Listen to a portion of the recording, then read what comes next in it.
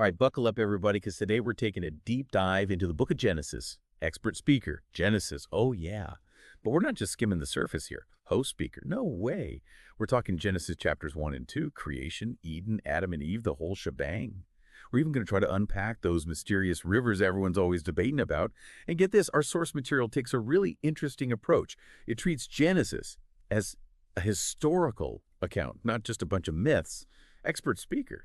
Yeah, which is really different from how other cultures back then looked at their own creation stories. Host speaker. You're saying we really got to think like those early readers to understand it? Expert speaker. Absolutely. And one of the first things you got to wrap your head around is that shift from God to Yahweh Elohim. You know, in Genesis 2.4, it's a small change, but it actually reveals a huge difference in how God relates to humanity. Host speaker. Oh, I've always wondered about that. It's always kind of stuck out to me. So you're saying it's more than just a stylistic choice? Expert speaker. Oh yeah, way more to it. See, in chapter 1, it's all about God as Elohim. The all-powerful creator, right? But when you get to chapter 2, verse 4, boom, Yahweh Elohim. It's not just a new name. It signifies God stepping into a new role from creator to father and entering this unique bond with humanity called a covenant. Host speaker, a covenant, like an agreement. Expert speaker, way more than a handshake deal. We're talking a sacred, unbreakable promise, sealed with an oath. Actually, really cool, you know how we say to pledge yourself? Well, the ancient Hebrew for to swear an oath, it literally meant to seven oneself. Like the number 7 represented those unbreakable oaths, those strong family ties they created. Host speaker, to seven oneself. Man, that's powerful. I'm already seeing all those God made a covenant verses in a whole new light. Expert speaker, and it starts right here in Genesis. It's the foundation for how God interacts with us throughout the whole Bible. Not some distant being, but a loving father totally committed to his kids. Okay, speaker. Okay, yeah, that makes a lot more sense. So let's talk about Adam for a sec. He's given the job of like cultivating and guarding the Garden of Eden. Now, to me, that's always sounded kind of cushy. No weeds to pull or anything. Expert speaker. Right, you'd think, wouldn't you? But again, you got to go back to the original Hebrew to get the full picture. And the words used to describe Adam's work, they suggest something way deeper than just gardening. It's more like serving and protecting a sacred space. Like he's more of a priest entrusted with a holy sanctuary than a guy with a watering can. Host speaker. Wait, so you're saying Eden itself was like this ancient forerunner, like a prototype for the tabernacle and the temple, the ones we read about later on. Expert speaker. That's the idea. And just like the priests and those Levites had specific duties in the tabernacle, Adam's role, it was about way more than just keeping the plants alive. He was maintaining a place of worship, a connection point between humanity and God. Host speaker. Wow. That changes my whole perspective on Adam's job description. Expert speaker. And you know, it makes the fall that much more heartbreaking because this wasn't just some random garden. This was the epicenter, the heart of God's presence on earth, and he entrusted it to Adam and Eve. Host speaker. That's heavy stuff. Speaking of heavy, let's get to that tree of knowledge and its forbidden fruit. Was it actually poisonous or something? What made that one tree so special? Expert speaker. You know, the text doesn't really focus on the fruit itself. It's more about what it represents. And what it represents is the knowledge of good and evil, God's domain. Host speaker. So it wasn't so much about Adam and Eve taking a bite of some magical fruit. It was more about them stepping outside those God-given boundaries. Expert speaker? Yeah, exactly. God wasn't being cruel or randomly laying down the law. He was establishing boundaries, important boundaries, in their relationship. Think about it, even in the most loving families. You got to have rules, right? It's about trust and respect. Host speaker. Yeah, like that old saying, rules are for those who care. And God definitely cared about Adam and Eve. Expert speaker, big time. And the consequence of their disobedience of breaking that covenant. The original Hebrew emphasizes a double death, both physical and spiritual. So this wasn't just about losing paradise. This was about something way deeper being broken. Host speaker. It wasn't just about living forever in a beautiful garden. It went deeper than that. Expert speaker. Absolutely. The text really emphasizes that tragic loss of that intimate connection with God, which is where true life, eternal life, is found. Host speaker. Okay, wow. So far, we've got creation, a sacred covenant, and the devastating consequences of breaking that covenant. Now let's talk about Eve's creation. Our source material makes a big deal about her being formed from Adam's side, right? Not from the ground like everything else. So what's up with that detail? Expert speaker. That little detail has had theologians scratching their heads for centuries. You see, the Hebrew word for made in that passage, it's usually used when you're talking about building something significant, like an altar or the temple. Host speaker. Hold on. Are you saying there's a connection between Eve being made from Adam's side and the church? Expert speaker. It's a beautiful example of what we call typology, basically something in the Old Testament hinting at something even bigger that's going to come later in the New Testament. So just as Eve was literally built from Adam's side, the church, often called the bride of Christ, is symbolically born from his pierced side in the cross. Host speaker. Whoa, I never made that connection before. That's mind-blowing. Expert speaker. And it gets even more amazing when you think about John 19:34. When the soldier pierces Jesus' side, what comes out? Blood and water. And early Christians saw those as symbols of sacraments, the lifeblood of the church, flowing from Christ to nourish us. Host speaker. It's incredible how these threads of meaning are woven through the whole story. Expert speaker. And we're just getting started. Now, about those mysterious rivers. Host speaker. Oh yeah. The Pishon, Gihon, Tigris, Euphrates. It's not like they're straight out of an Indiana Jones movie. Expert speaker. Right. And their descriptions actually give us some clues about where Eden might have been. For example, we're told the Pishon flowed through a land rich in gold. Oh, speaker. Ooh, lost treasure. I'm all ears. Expert speaker. Right. We also learned that the Gihon went through the land of Cush and that the Tigris ran east of a place called Ashur. Host speaker. But hasn't, like everyone and their brother, tried to find Eden on a map for centuries and come up kind of empty-handed.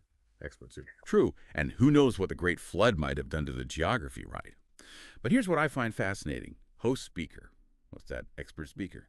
Even if we can't pinpoint Eden on a map today, the picture of these rivers flowing out from that garden sanctuary, it speaks to a much bigger truth.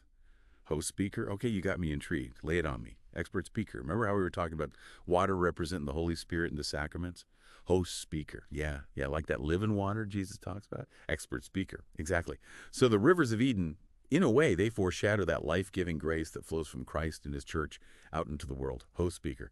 This is incredible. This deep dive into Genesis isn't just ancient history. It's like a whole new way of looking at my faith. Expert speaker. And speaking of new ways of looking at things, our next stop takes us right to the heart of the garden, to the creation of Eve. So we were really digging into that fascinating connection between Eve being formed from Adam's side and the church being born from that sacrifice of Christ. Just like Eve literally formed from Adam's side, the church, born from Christ's sacrifice, it also becomes the source of, new life and that restored relationship with God. Powerful imagery, right? No, absolutely. Makes me look at those classic paintings of Adam and Eve, those Renaissance masterpieces, in a whole new light. It's amazing how art and theology, they can kind of come together like Yes. that. Point us toward these deeper truths. Totally. So if Eve is presented in this elevated way as this kind of prototype for the church, what about her role in the garden? Before the fall, what was she actually created for?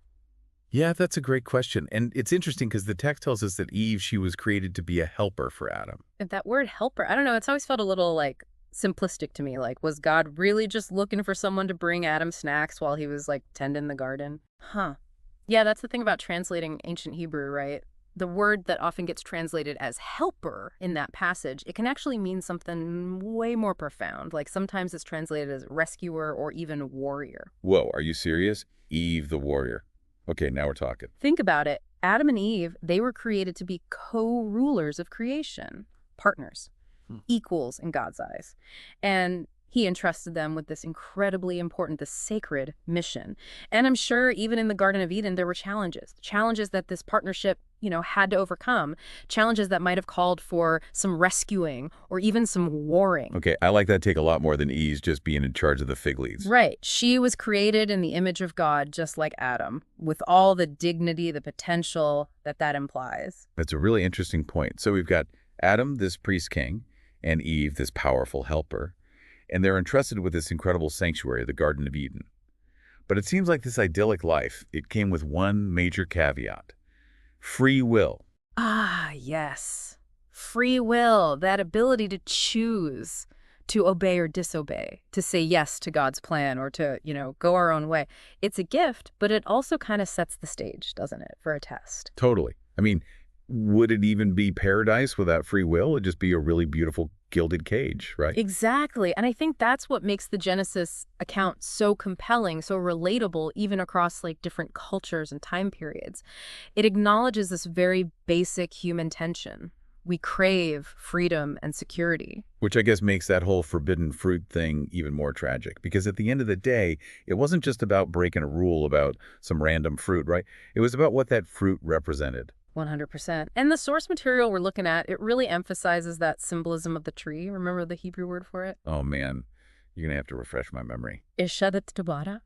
And it's interesting because we often just translate it as the knowledge of good and evil, but there's actually a lot more nuance to it than that. Okay, I'm all ears. Tell me more. So that Hebrew word ra, it often gets translated as evil, but it can also mean something closer to like unfitting or even just bad. Like when we talk about a bad apple, it doesn't always have to be like this intensely calculated moral evil, you know? So maybe it wasn't so much about Adam and Eve suddenly becoming evil geniuses. Maybe it was more about them just overstepping a boundary. You got it. God was setting a limit, not to be mean, but to protect them.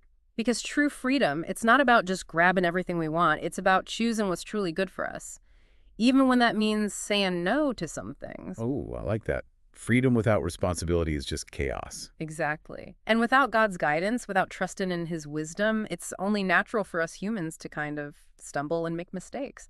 Which, of course, brings us to the fall, that ultimate what were they thinking moment. The moment that changed everything. For all of us, really. For all of creation. And you know, the story of Adam and Eve, it's not just some ancient history lesson. It's playing out in our own lives all the time, isn't it? What do you mean? Well, every day we're faced with all these choices. Big ones, small ones, tempting apples everywhere we look. And sometimes we choose the unfitting thing, even when we know better. It's too real. But you know what I find hopeful about the Genesis account? It doesn't end with the fall. It points us toward redemption, toward that hope that's found in Jesus. Absolutely. And with that in mind, I think it's time we get back to those rivers flowing out of Eden. Man, those rivers, they really get the imagination going. I'm still stuck on that image of the Pishon, flowing through a land just glitzing with gold. It makes you wonder, somewhere out there, buried under centuries of, sand and stories, is there a lost treasure of Eden just waiting to be found? Wouldn't that be something? Though, I gotta admit, I'm even more drawn to the Gihon, the one that flowed through the land of Cush. Oh, really? What's so special about that one, besides having a super cool name? Well, it's thought to be connected to the Gihon Spring. The Gihon Spring, and that is? The main source of water for ancient Jerusalem. Whoa, seriously. So it's like this direct physical link. Yeah. Back to the Garden of Eden. It's pretty amazing. Really drives home the point that this story, this whole deep dive we're doing into Genesis, it's not just about something that happened once upon a time. It's woven into the very fabric of history, of our faith, of everything. Okay, yeah, I could see that. So we've got these rivers on the one hand, these beautiful symbols of life, grace, flowing out from Eden. But then there's that whole expulsion thing. Adam and Eve getting the boot from paradise. Those cherubim with the, flaming swords guarding the way back in. Kind of a downer, if you ask me. It would be a bleak ending if the story stopped there. But even as Adam and Eve are walking away from the garden, there's this promise woven into the narrative. A promise. Type of what? The promise of redemption. Think about it. Why even bother posting those cherubim with their, flaming swords to guard the tree of life if humans were never meant to have access to it again? It's like God leaving a light on, not yet, but one day. Oh, wow. Yeah, like leaving the porch light on for someone who's lost their way. Exactly. And all through the rest of Scripture, we see those glimmers of light, those hints that God's working, restoring what was broken. Okay, like what? Give me an example. Well, there's that beautiful imagery in Isaiah when he talks about a mountain.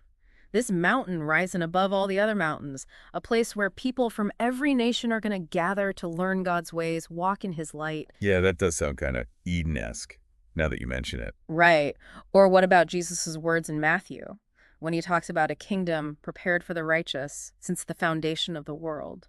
It really does seem like, even though we humans, mess things up back there in the garden, God never gave up on us or on his plan. He's always working to bring us back to that place, that perfect harmony, that original sanctuary. Yes, and that's the beauty of taking a deep dive like this into Genesis. It's not just some ancient story. It's the beginning of this incredible conversation, ongoing, between God and humanity. It's got everything, challenges, tough choices, heartache, but ultimately, this unwavering hope of redemption. And on that note, I think it's time we leave our listeners with a question to ponder as they're navigating their own gardens this week. I love it. What you got?